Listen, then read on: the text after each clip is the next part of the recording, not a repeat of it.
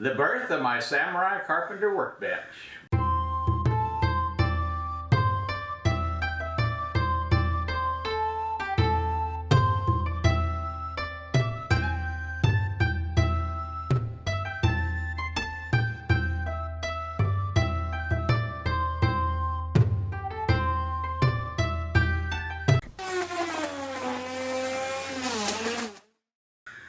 Hola woodworkers, Paul Carlson here, small workshop guy. As you are going to see in a second, I have one more screw to put in, and then my Samurai Carpenter Workbench is 100% done. I've already bought some eye candy for it as far as some expensive jewelry and hold fast and so forth, and I'm ready to rock and roll using this thing.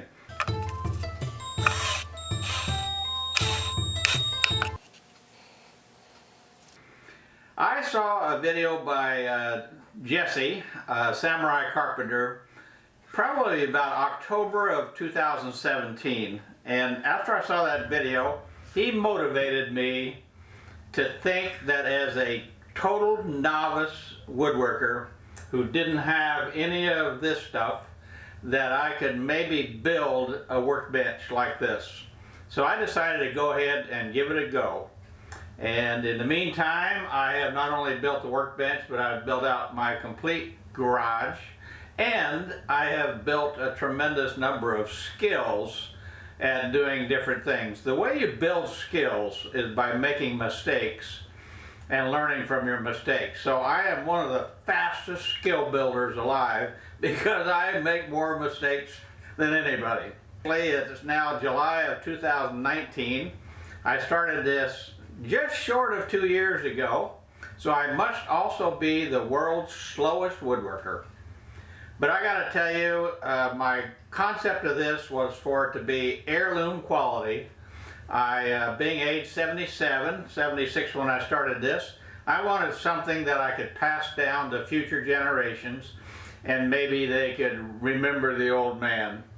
Now I started a company some 45 years ago, and that did really well, and now my two sons run that company, and so that was nice, and that was a creation, but that's not physical. Nobody can see that and remember it, so I thought I'd do this as something physical. Hopefully my future generations will actually use this, get into woodworking somebody, and look at this and say, wow, I can't believe that that old man started with no knowledge and built that. This is a 5-foot version because I have a 200 square foot workshop and I don't have room for the 7-foot version. So enjoy the video. I'll do a voiceover explanation as we go. I don't have some clips of some of the build. One of the biggest problems of doing a build this nice is then worrying about using it. And so I think I'll just go ahead and get that issue out of the way by purposely doing a little bit of damage right now, and then I don't have to lose any more sleep over that. So here I'm kind of apologizing to my bench, and now let's just drill a couple holes in that black walnut and just get over that whole, whoop, I got to take a little breath here, get over that whole process. Oh my God. Oh, I can't believe I'm doing this.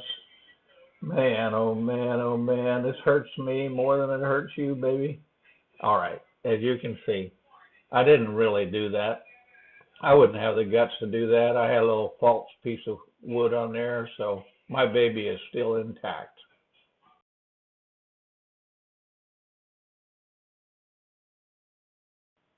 Let's start with the legs. So do a little dimensioning of the lumber first. This is red oak. So cut it to width, cut it to length. Get ready to laminate the pieces together to make the thicker legs. A little glue up here. Using a technique with a parallel clamp to hold these in place while we get the clamps going the other direction to put the pressure on it. This was a constructed tenon instead of a cut tenon, meaning that the two outside pieces were put together shorter than the middle piece, and that left the tenon in the middle. then have to trim them since they're not going from side to side to tenon. They're actually a blind tenon with a cheek. So putting the cheek on the tenon here. Little trim up where I couldn't get the blade to go all the way up. So then take the rest off with a chisel. Good idea to stop and sharpen the chisels every once in a while when you're doing woodworking. So now I'm trying a method here of using a template to carve out where the tenons are going to go in the feet. And I thought it would be a good idea to just get a nice square beginning to a mortise, so I could then go to my benchtop mortising machine and do more accuracy over there. So carved it out with the router and then square off the edges with a nice chisel. And then go to the benchtop mortiser, and now I have some nice walls to register the bit against and get a nice clean cut. So that's what I'm doing here.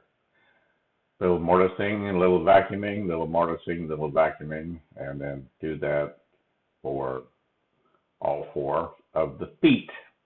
Now shaping the edges of the tenons to have them go in the feet better.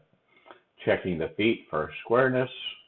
Using my block plane to shape up the tenons a little bit more.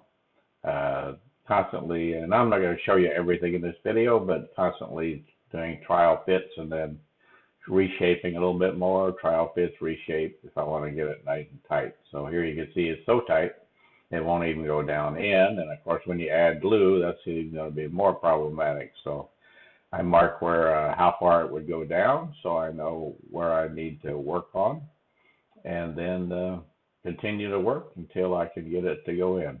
Even this trial fit here won't go all the way, but I'm not going to bore you with all the details of fitting tenons, otherwise this would be a 2-year video. So in doing some of the mortises on the feet for the rails and stiles, I'm going to use the approach of a template. Now what I'm showing here is I actually stopped and did some sawhorses because that gave me some good practice at the things that I needed to do on the workbench. These are the rails, and you can see I've routed a hole in it for the tray. Now I'm fitting to see if everything's going to fit properly and marking where I will need to put my spike, and doing round off, I use a little compass to give myself a nice semicircle. Here I'm building a template for the spikes and or wedges or whatever you want to call them. Get that really nice and shaped the way you want it, and then use that to trace it onto your wood. That way everything will look exactly the same instead of having a bunch of random looking spikes. Get those all marked out, cut them on a bandsaw. I'm not as respectful of the bandsaw at this point as I should have been, but later I almost tried to take off the finger, and I have a lot more respect for that puppy now than I used to. So a little shaping up with the sander, marking where the mortise has got to go. It's got to be a tapered mortise. And that's also going to go a little bit inside of the line so that when I pound it in, it will tighten up the rail or the stile. And here's the shelf that's going to go in down below, all black walnut. It's pretty well cut to size, but it wasn't quite fitting or wasn't quite the right size, so a little bit of shaving on the end to try to get it to be perfect. Trying to do a really nice bench top, the secret is that's good enough is not an acceptable term. What you really need to do is continue to do things very, very precisely. Now, even though I've got mortises going all the way through the legs here, I need to make a little slot in order to accommodate the tray or the shelf that's got to go in all the way around. So Not only do I have the slot in the rails and the stiles, but also in the legs. So here's kind of a couple of the legs finished and the feet finished, checking to see if they're sitting at 90 degrees or not, and pretty happy. All right, we're got everything kind of cut with a lot of shaping and stuff that I didn't show you as far as cutting the profiles on the feet and drilling some mortises for some spikes to go through, or black walnut square spikes similar to dowels. Little dry fit here to see if things are going to go together well. Got to do multiple dry fits for something like this so that you can see where you haven't done a good job yet and where you need to do more work in order to eliminate little gaps. And I'm not going to try to remember where all the gaps were, so what I do is I find the gaps and the things I need to fix, and then I use blue tape to give myself a note so that when I pull it apart, I know what I'm doing. So a little test fit without going all the way in with the spikes. Actually, I think I did go all the way in to see how tightly it pulled together. All right, so continuing that process. Now, I need to get those square dowels to go all the way through the tenon. So I've got a mark on the tenons that are sticking inside of the legs here, where those dowels need to be mortised out. So I thought the best way to do that was just to do a little chisel here to mark where that is. I have to tell you, I had a lot of trouble getting the square dowels to line up and stuff, and so it might have been easier just to use a drill bit and use a circular dowels. But I wanted to do this thing right, so best to sand all the components while you got them out, than trying to get it into all the little corners and stuff when you got it all assembled. So I like to go through several grits to get it down to almost final stage, and then wet it and raise the grain, and then do the final grit. Now, I don't mind getting the base really smooth because it's, but when it comes to the bench top, I don't want to get it super smooth. I want it to have a little bit of roughness to it. So here's the final glue up of the base. What you're going to see here is I got partway through, and then with adding the glue, I couldn't get the tenons to go all the way through that one end, and so you have to very quickly decide if it's going to work or not, and then I bailed out. So I took it all apart, cleaned it up, re-glued it, did a little bit more carving out, and then tried to use the method I saw, which is use gravity to your advantage. And so I did it in a different way, and it worked. All right, well, that's the base. Now on to the top. For the top, I'm using white Eastern maple with a black walnut strip in it, just for a little design accent. So got that all together, laminated. Didn't bore you with all of that. So now it's a question of the big tenons at the end of the tabletop. There's two identical pieces that are going to get put into some end pieces, and so I got to create the tenons of the right size. They're blind tenons; they're not overly critical. I tried several different methods, as you saw. My preferred method for the future will definitely be to use a large router. All right, then I needed to cut some slots or some rectangles into the bottom of the tabletop in order to accommodate the vice screws.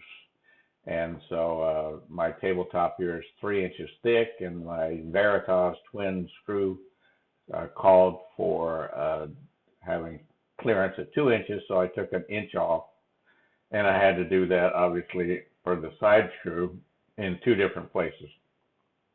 In the second instance, I decided to use a template would be better than using all the bridges and the edge guide, and I like that. The only thing I didn't like is the size of the bit I'm using here, so it took me forever going back and forth with I think a 1/4 inch uplift bit. So in the future, I'll just use the larger bits to carve that out. All right, got the end pieces here. I've already cut the mortises for the tabletops. You can see that that's the larger rectangle.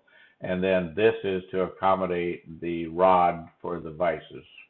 Now, both the end piece, which is going to serve as the back of the vise, and then the front of the vise are put together here so that I can line the rod holes up exactly the same on both. So, little Forstner bit to get as far down as I can. The problem is that these are 3 inches thick, and that's a little difficult to get all the way down to that.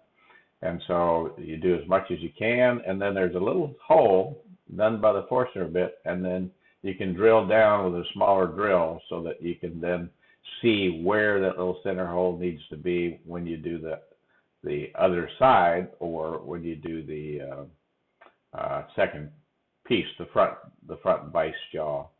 All right, the tenons are triple through wedge tenons. So I need to cut a relief line into all 3 of those tenons, and then drill at the base for relief. And I actually was cutting all 3 tenons at once there. So again, get everything sanded and stuff while it's in separate components. And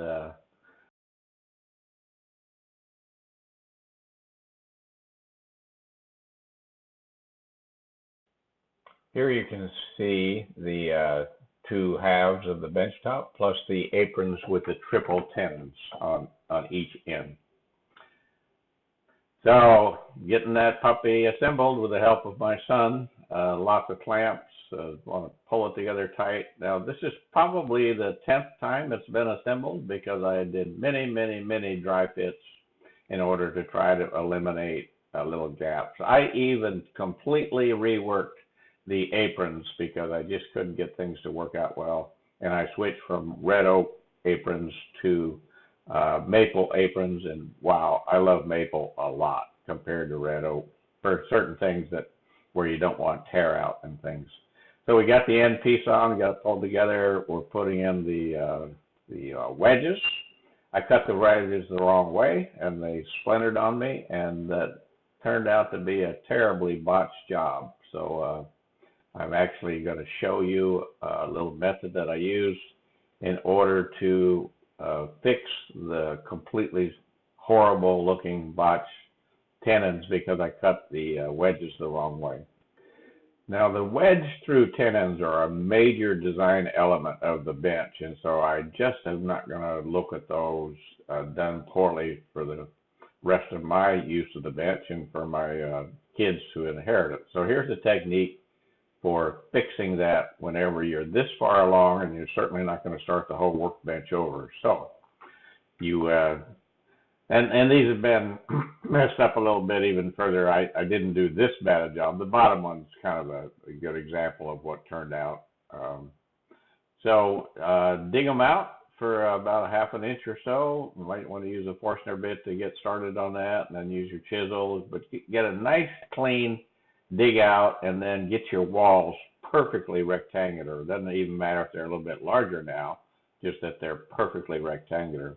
Put together, I guess I'd call it a false strip that's going to look like you wedged it. And so it's a strip of the maple, walnut, maple in the right proportions. Then take that strip after it's dried and try to fit it into that ½ inch mortise that you've made, and sand it, taper it, sand it, taper it, sand it, taper it, until you get a nice dry fit. And again, taper the edge that's going in so that it's wider the more you pound it in, and then it'll compress the edges of the mortise and be really nice looking. So I'm sure a lot of people have used this process. I kind of came up with it in my own mind, but it worked, and it worked beautifully. All right. I need a place for the bench top to fit down over the legs, and so the design called for here is for about a ½ inch of depth as a slot, and so this is best way I could figure out to basically get that worked on. So a lot of chiseling, a lot of work there with the drill, a lot of chiseling. And now my grandson and I are trying to get it to fit. And, I want those to be tight. I don't want it to move around. So, in fact, it wouldn't fit all the way down. We figured out which leg was the problem. And so do a little bit more chiseling, make a phone call, and then we got that on there. All right. Now I need to flatten it. So to flatten it, I made up a sled, a 3/4 inch plywood. I've got a video all about how to do that. Used a technique using some strings to line up the two sacrificial boards that are along the edge of the workbench, and then just use that router sled to slide along. I should have put a couple of little pieces of wood on the end to keep it from sliding back and forth. When it comes to some other flaws, you're not going to do a perfect job. So here I use a little technique to get dramatic and replace some little tear outs and things. I tried one fix, and as you could see, it didn't work at all. It was absolutely horrible. And there it is. So that doesn't look good. That doesn't look good. Wrong grain pattern, and you got a little tear out there. So time to pull out the big boy and get more dramatic. So I brought out the router with a nice bit in it, carved out a dramatic new section where all the flaws are being eliminated and sent to the trash bin. Make sure everything's nice and square. If it's not, go ahead and enlarge it. Cut it a little bit bigger. You can see I got a little mistake right here where it's not square, so just do some more. Get that to be perfectly squared. Then fit your design piece or new piece to go in there. Taper that so when you pound it in, it compresses the wood again. Clean up the glue, cut off the end, and voila! You have turned an ugly flaw into an enhanced design. Well, I got to keep a little bit of symmetry, so I did that on the other end as well. I decided not to do it on all four ends because I wanted to have a little design character to it. Use my block plane to get those. I left those oversized on purpose. The last thing you want to do is have that be below the surface. So take it down to the surface now with the block plane and sanding at different grits. Wet it up, see how it looks, and I'm pretty pleased with that. I even got it going a little bit into that end piece, as you can see here.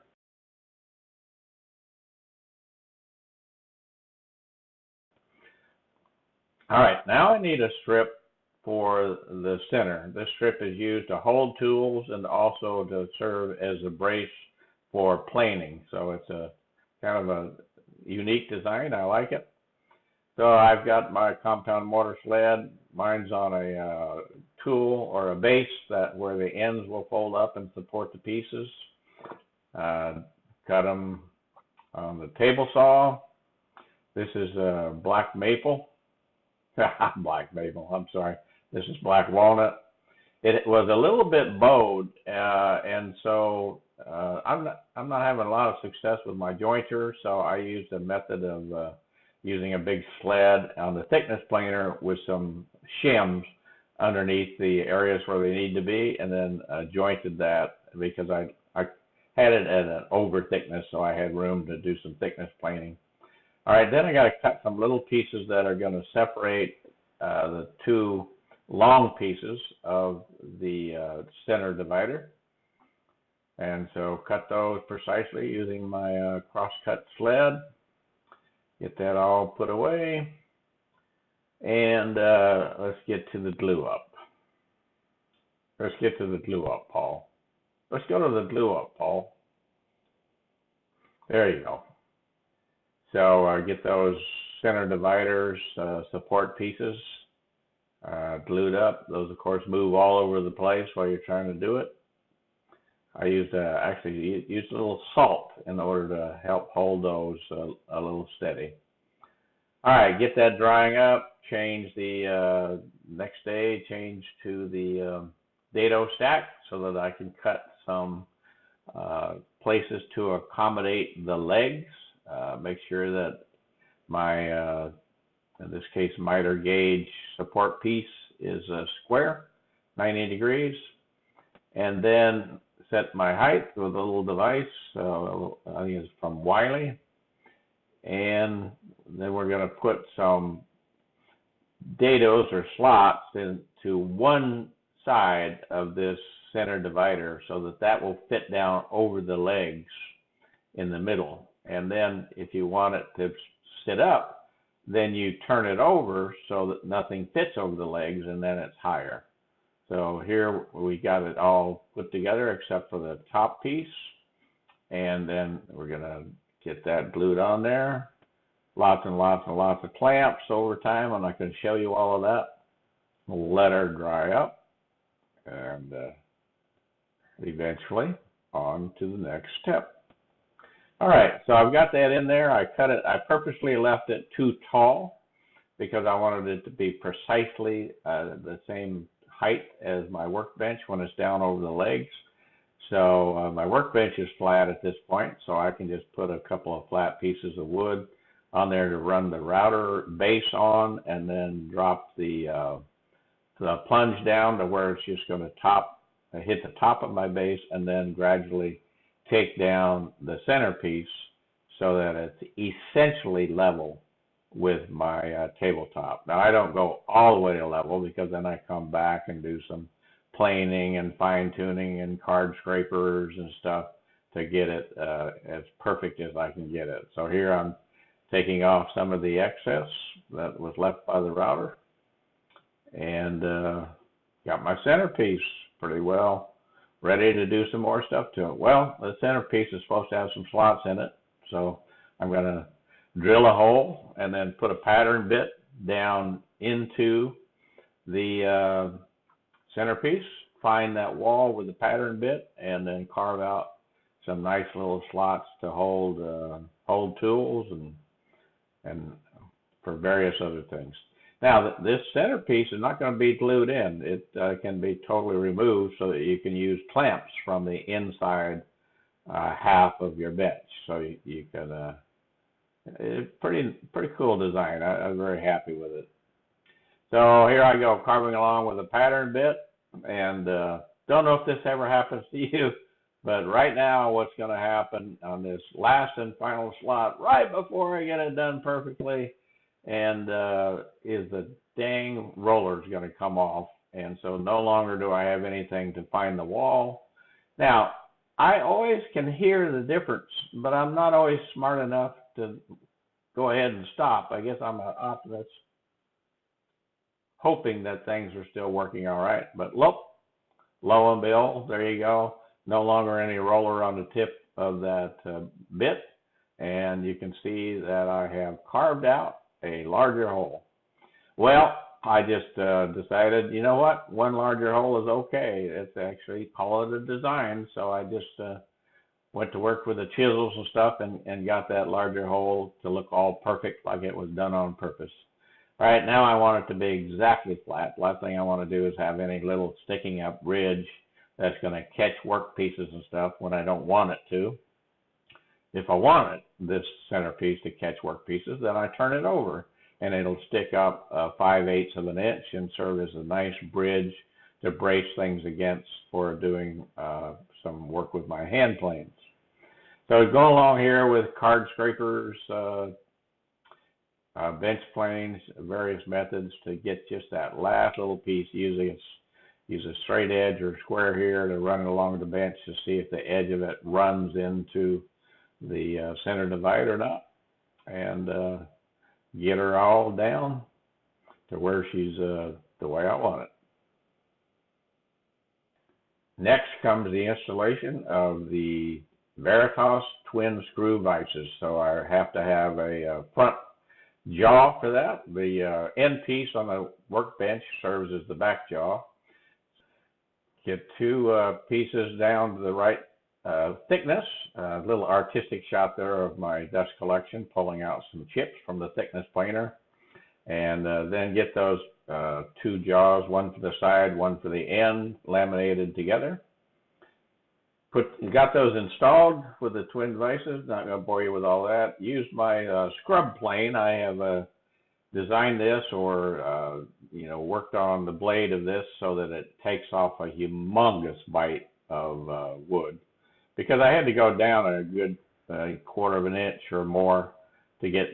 I purposely left my vice jaw oversized so that I could then bring it down to the exact level of the back jaw or the end piece. And so did the end down the size, and then did the side vise down the size, and now I purposely left my pieces too long as well. I always find it's better to do things and leave them too long and then cut them down and sand them down than it is to try to glue a piece of wood back on because you undercut it. So you never know exactly how these things are going to fit. So leave yourself a little room for error and then get rid of the error.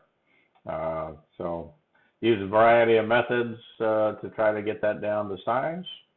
All right, I had certainly used some finish on the base a long time ago, because that was finished a couple of months ago. And so now I kind of cleaned that all up and wiped down and did my final sanding, but not to, I think I stopped at 80 grit just to rough up my bench because I wanted it to hold things on it when I'm working. So now I'm putting on a mixture of 50% boiled linseed oil and 50% thinner. And so put that everywhere, including on the bottom side of the workbench top, because you want it protected from gathering moisture as well. We don't have much moisture in Northern California. I see all you guys working in your hot garages or your cold garages. Yeah, our temperature is horrible. It ranges from 65 to 68, and our humidity ranges from 50 to 60. It's just horrible. All right, this is the drill I'm using, a DWD 220 corded drill, in order to do my bench dog holes. So I tried a lot of different techniques. Really was worried about screwing up my holes right here at the end of this entire build. Through all of my practice, I determined that this was my best method. So I used that wood owl, 3/4 inch wood owl, with a little threaded end on the piece of it that pulls it down by itself. The secret here is to not go too fast. Let the drill work by itself at a fairly slow speed. And then when that little thread pops out the other side, instead of doing tear out, it just stops if you're not pressing hard. So I just let the drill pull itself down, get to the end, and then I don't get any tear out on the underside. I have a very little hole. That hole tells me to where to drill when I then go from the bottom. So just go really easy. And in order to get things at 90 degrees, I just took a nice thick block of redwood and I went over to the drill press and I drilled myself some 3/4 inch holes with Forstner bits. And actually, I think I used regular bit. And so that block served to get my drill pretty darn upright at 90 degrees. Got a little, it's not all the way through now, so because it stopped, and so put that same drill bit on a hand drill, and then go in from underneath. Actually, I used a different drill here, and basically go in from the holes from the underside, and then that created a little roughness. So back all through my holes to clean them up, and really like the way that those dog holes came out.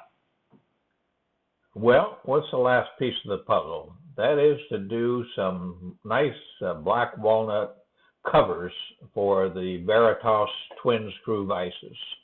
You don't want to go to so much effort on a bench like this and then use those metal covers.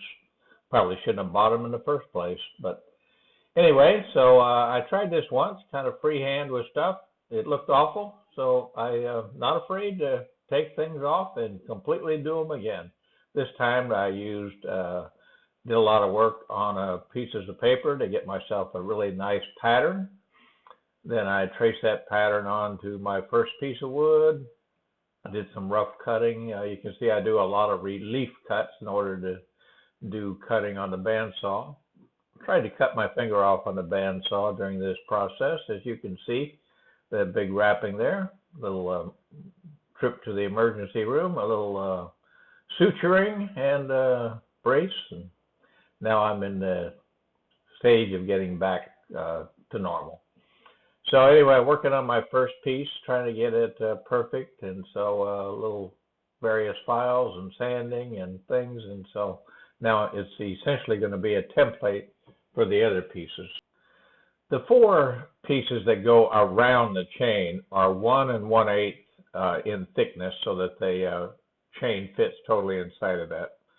And then for the outside part, I'm going to have these end pieces that are 1/2 inch in width. So here I'm tracing the pattern onto the other 3 that I'm going to make. And then that's going to go over a 1/4 inch hobby board that I got from Home Depot, rather than trying to thin down to a 1/4 inch on my equipment. So working on these, used a router with a round over bit. I wanted to get all of these end pieces to have a nice round over edge on them. So put those in my new workbench and my new vices, and man, I'm going to love using this workbench. So do those round overs. I've got my new tenon jig, so I've got to cut a little end piece of those end pieces so that it'll fit over that 1/4 inch hobby board. So I did that on my tenon jig, and then I had to do a little fine tuning with chisels and things as I would try to dry fit them onto that board that's just to the right there. So got that all worked out, sanded everything down. I use 60 grit, 80 grit, 120 grit, and then 220 grit. And then I wet things down before I do the 220 so that raise the grain. So here I'm figuring out where I want to put the screws for the plate that's covering the chains. This is the 1/4 inch hobby board from Home Depot, black walnut. So get those attached, properly spaced out and proper length. Quite a few efforts went into dry fitting the end pieces to this to figure out how long these should be. All right, then on those covers, they needed to have a little bit of a circle in them to complete the circle that was done on the end pieces. The end pieces themselves had a circle cut out using a 2-inch hole saw on the drill press, and then this is just to match the rest of that. Well, here's everything installed. A couple close-ups to hopefully you can get a good idea of how these fit together. Again, in summary, you have the outside edges over the chains, which are 1 1/8 width in thickness, and then you have the 1/4 inch plate covering the chains. And then you have the end pieces, which are 1/2 inch for most of them, but then with a cutout to go over the 1/4 insert plate. So let me ask you this, which do you like better on an heirloom quality bench? These metal plates from Veritas, or do you perhaps prefer these custom plates using real wood? Well, let's go to some pictures to finish up here. This is a very long video. If you've watched this far, you're probably going to build this puppy, and I highly encourage you to do so.